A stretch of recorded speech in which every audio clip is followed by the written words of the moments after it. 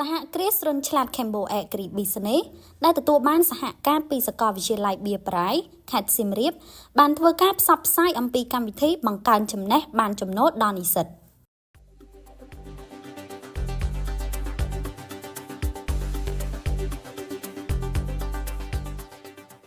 ក្រុមការងារនៃសហគ្រាសរុនឆ្លាត Cambo Agri Business និងក្រុមហ៊ុនកសិករ Digital Trading បានផ្សព្វផ្សាយអំពីកម្មវិធីបង្កើនចំណេះបានចំណូលដល់និស្សិតនៅសាកលវិទ្យាល័យបៀប្រៃខេត្តសៀមរាបដែលមានកិច្ចសហការពីលោកនាយកសាខានៅថ្ងៃពុធទី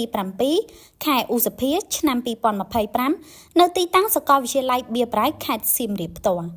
កម្មវិធីបង្កើនចំណេះបានចំណូលនេះផ្ដល់ឱកាសដល់និស្សិតទទួលបានចំណេះដឹងនិងបទពិសោធន៍បន្ថែមទាក់ទងនឹងជំនាញទីផ្សារនិងជំនួញព្រមទាំងស្វែងរកកិច្ចសហការពីនិស្សិតនៅតាមសាកលវិទ្យាល័យនានាដើម្បីផ្សព្វផ្សាយផលិតផលម៉ាកកសិករតាមប្រព័ន្ធ Digital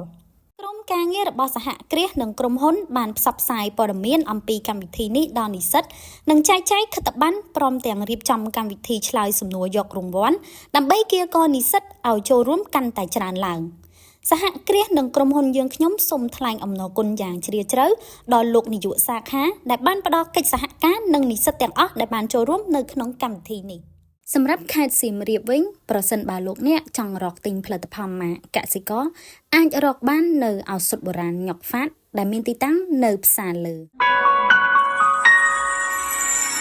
កសិករគិតសុខភាពជាចម្បង